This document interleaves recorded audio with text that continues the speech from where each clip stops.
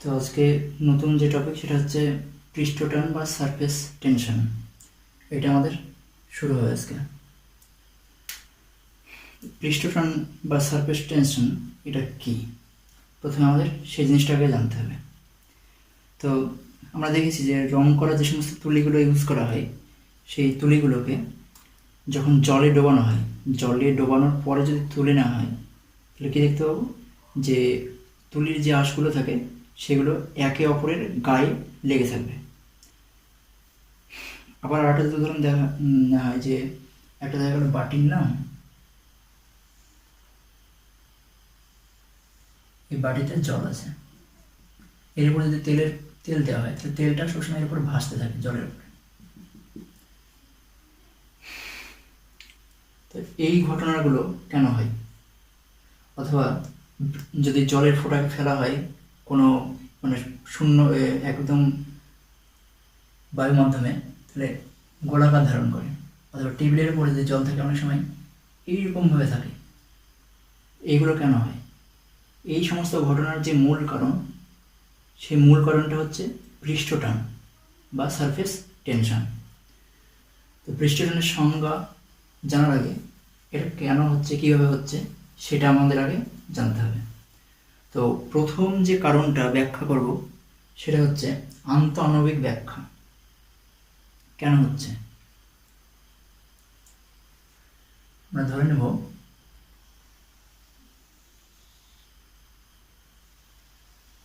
এটা একটা পাত্র, এই পাত্রে জল আছে এই লেয়ার পর্যন্ত, এর মধ্যে জল আছে।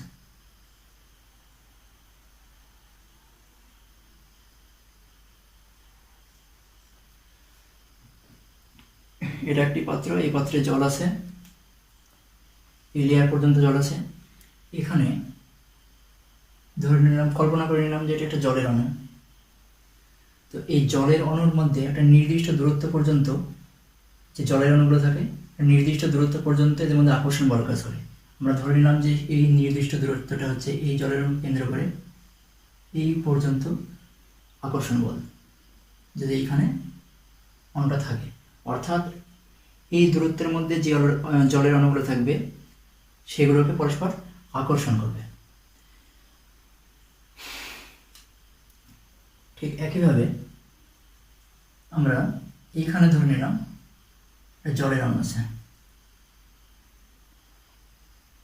এবং এটাকে এই লেয়ার একটা স্তর হিসাবে কল্পনা করলাম। এখানে জলের অণু আছে, এখানে স্তর হিসেবে কল্পনা করলাম।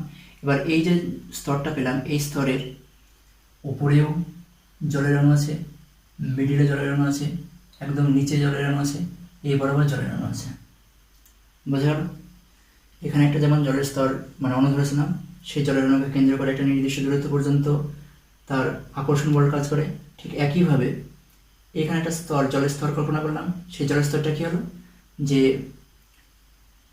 এই জলের স্তরটার মধ্যে ওপরে নিচে, একদম নিচের থেকে উপরে প্রত্যেকটা স্থানে জলের অণুগুলো আছে। তো এই জলের অণুগুলো একটা নির্দিষ্ট দূরত্ব পর্যন্ত তাদের আকর্ষণ বল কাজ করবে, সেটা এই দূরত্বটা মেনটেন করবে। এবার যদি এখানে জলের অণুটা থাকে তাহলে কীভাবে আকর্ষণ বল কাজ করবে? ঠিক এইভাবে। যদি আমরা এটা ধরি এইভাবে, যদি আমরা এটা ধরি ঠিক বাইরে কাজ করবে। তাহলে এখানে কী দেখা যাচ্ছে, যে জলের অণুগুলো যখন এই স্থানে থাকছে তখন পরস্পর ভিতরের দিকে আকর্ষণ বল কাজ করছে। ঠিক যে ঠিক ভিতরের দিকে যতটা, বাইরের দিকেও ততটা।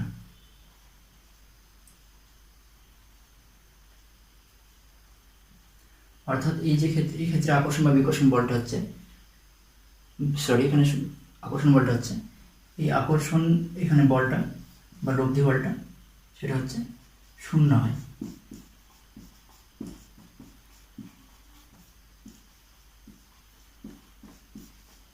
লব্ধি বল এখানে শূন্য হয়। ঠিক এখানেও লব্ধি বলটা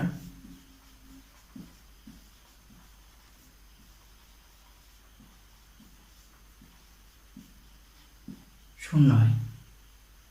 এবার আমরা যদি এই স্থান এবং এই স্থানের দেখলাম যে লব্ধি বলটা এখানে শূন্য হয়, তাই এক্ষেত্রে জলরণগুলো এই জায়গায় স্থির থাকে। যদি আমরা এইখানে কল্পনা করি তাহলে কি দেখতে পাবো, এখানে দেখতে পাবো পুরোটাতে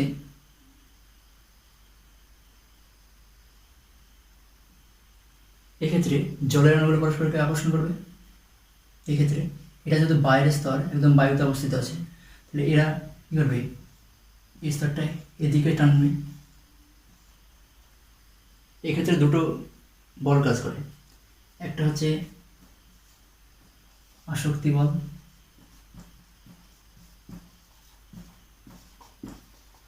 দ্বিতীয় সংশক্তি বল।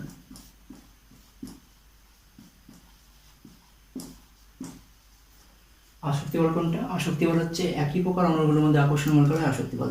যেমন এখানে জলের অণুর মধ্যে জলের অণু আকর্ষণ করছে, তাহলে এক্ষেত্রে আসক্তি বল। কিন্তু এক্ষেত্রে কী হয়, বায়ুর সঙ্গে জলের অণু যে আকর্ষণ বল সেটা হচ্ছে সংশক্তি বল।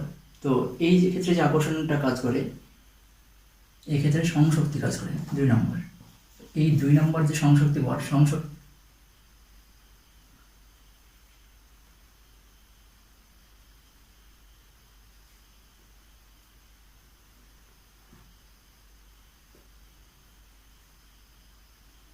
এক্ষেত্রে যে সংশক্তি বলটা কাজ করে, এই সংশক্তি বলের তুলনায় আসক্তি বলটা বেশি হয়।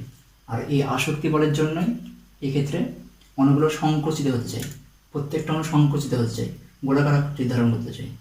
আর এই কারণে পৃষ্ঠটানটা দেখা যায়। তাহলে এই যে জলের অণুগুলোর মধ্যে যে জলের অণুগুলোর মধ্যে যে আসক্তি বল, সেই আসক্তি বলটাই এই পৃষ্ঠটানের মূল কারণ।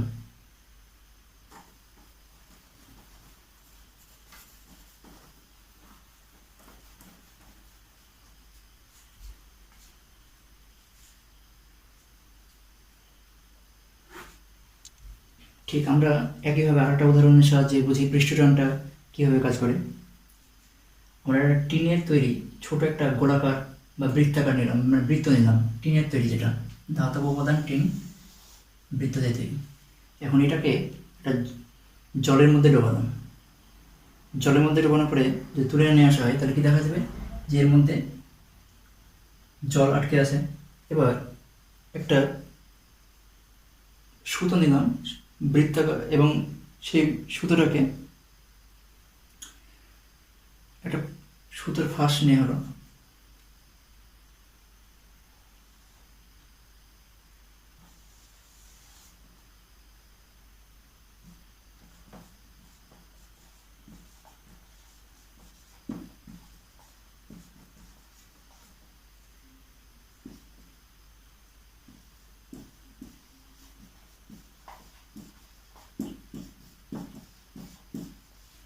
এবার কী করলাম, প্রথমে একটা বৃত্তাকার টিন নিলাম, সেই যে বৃত্তাকার টিনটা পেলাম এটা জলে ডুবিয়ে তুলে আনা হলো। এরপর কী করব, এই জলে ডুবিয়ে আনার পরে এই যে সুতোর ফাঁসটা, এই সুতোর ফাঁসটাকে আলাদাভাবে জলে ডুবিয়ে এই বৃত্তাকার যে টিন এর মধ্যে জল আছে এখানে রেখে দেওয়া হলো। যদি এখানে রেখে দেওয়া হয় নিশ্চয়ই এটা বৃত্তাকার হিসেবে থাকবে না, সেক্ষেত্রে আকৃতিটা অনেকটা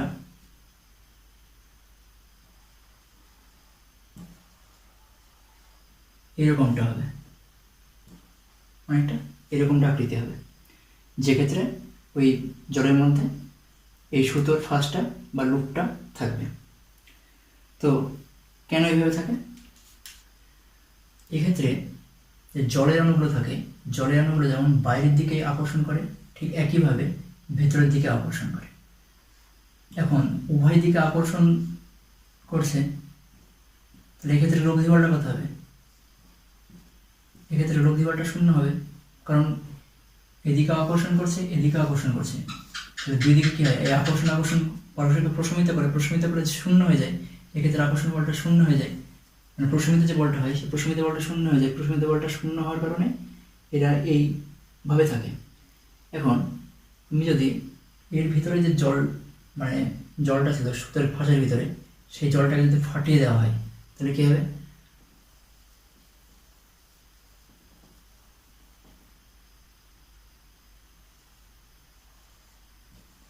মনে করি এরকম অবস্থা ছিল, এর ভিতরে জল ছিল, সেটাকে আমি ফাটিয়ে দিলাম। এটাকে যদি ফাটিয়ে দেওয়া হয়, এই সুতোর ফাঁসটা এর মধ্যে ঠিক এইভাবে বৃত্তাকার আকার ধারণ করে, তখন এর মধ্যে জলের অণুগুলোর দিকে আকর্ষণ বলটা কাজ করে। কারণ এখানে তো জল নেই।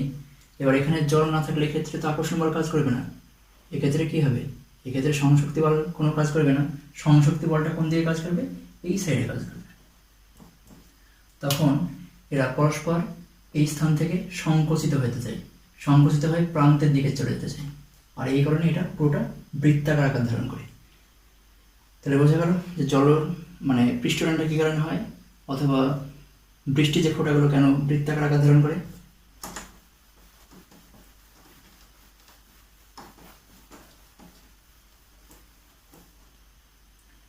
নেক্সট হচ্ছে পৃষ্ঠটানের একক।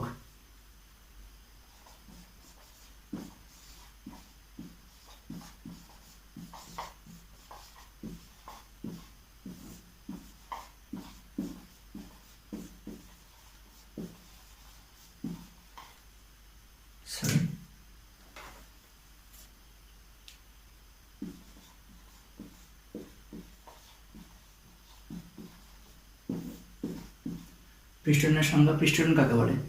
তো এর সংজ্ঞাটা তাহলে কী হবে? সংজ্ঞাটাকে বলার আগে এটা একটা পুরোটা বৃত্তাকার তল, পৃষ্ঠীয় তল। এখানে আমি একটা সরলরেখা কল্পনা করলাম। এই সরলরেখা বরাবর লম্বভাবে প্রতি একক দৈর্ঘ্যে স্পর্শকীয়, প্রতি একক দৈর্ঘ্যে স্পর্শক বরাবর বল কল্পনা করা হলো। এই যে স্পর্শ বরাবর বল কল্পনা করা হলো, এটা হচ্ছে পৃষ্ঠ টান। তাহলে পৃষ্ঠটানের সংজ্ঞাটা এখান থেকে কী বলা যায়? যে কোনো একটা বৃত্তাকার তল, বৃত্তাকার তলের কোনো একটা বৃত্তাকার তল, সেই বৃত্তাকার তলে যদি একটা লম্বভাবে সরলরেখা টানা হয়, সেটা সরলরেখা টানার পর তার সঙ্গে লম্বভাবে প্রতি একক দৈর্ঘ্যে যে আকর্ষণ বল সেটা হচ্ছে পৃষ্ঠটান। স্পর্শ বরাবর যে আকর্ষণ বল সেটা হচ্ছে পৃষ্ঠ টান। তাহলে এক্ষেত্রে পৃষ্ঠটানকে যদি আমরা এইচ দিয়ে প্রকাশ করি, টি, এটা হচ্ছে পৃষ্ঠটান টি, ক্যাপিটাল টি। প্রযুক্ত বল যদি এফ হয়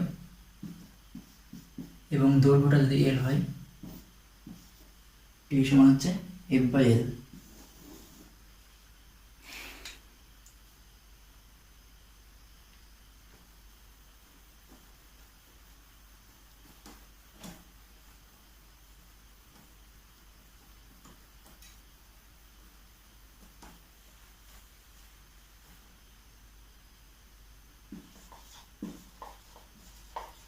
পৃষ্ঠটানের একক সেই পদ্ধতিতে নিউটন পার মিটার স্কয়ার।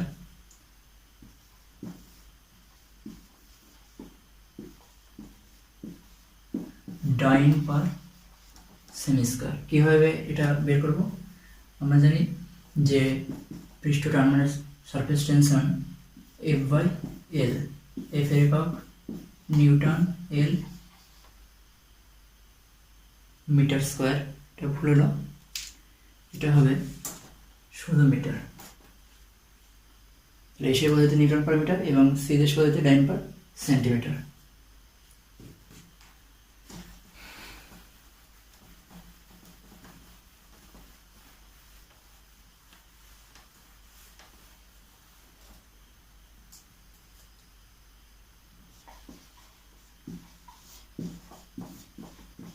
মাত্রা এফ, এফ মানে হচ্ছে বল,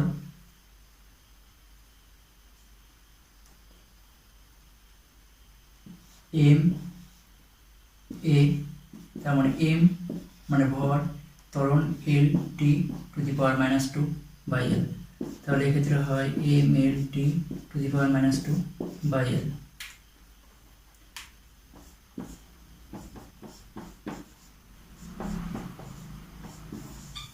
তাহলে পৃষ্ঠটানের মাত্রা কি হচ্ছে? M T to the power -2, এটা হচ্ছে পৃষ্ঠটানের মাত্রা।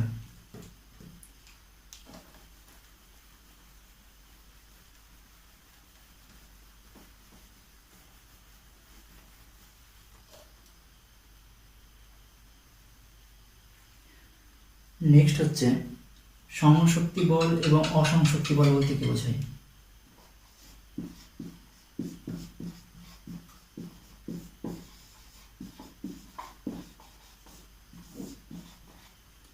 সহশক্তি বল, সহশক্তি বলটা কি? যে একই পদার্থের অণুগুলো যখন পরস্পরকে আকর্ষণ করে তখন তাকে বলা হয় সহশক্তি বল। একই পদার্থের অণুগুলো যখন পরস্পরকে আকর্ষণ করে তখন তাকে বলা হয় সহশক্তি বল। এটা একটা পত্র, জলের অণু আছে, এই জলের অণুকে আকর্ষণ করছে, এই জলের অণুকে আকর্ষণ করছে, তাহলে এক্ষেত্রে সহশক্তি বল। এবার জলের অণু যদি বায়ুকে আকর্ষণ করে,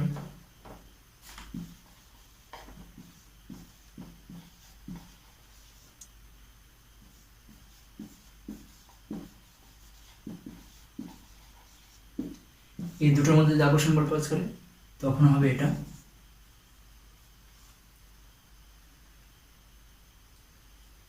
এটা কি? আসঞ্জন বল।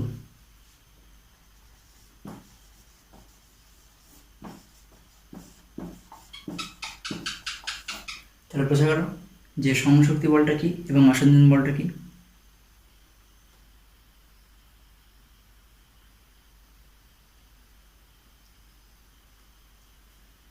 সহশক্তি বলটা হচ্ছে একই পদার্থের অণুগুলো পরস্পরকে আকর্ষণ করলে সহশক্তি বল হয়।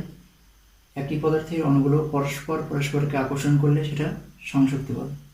আর বিভিন্ন পদার্থের অণুগুলো পরস্পরকে আকর্ষণ করলে সেটা হবে আসঞ্জন বল।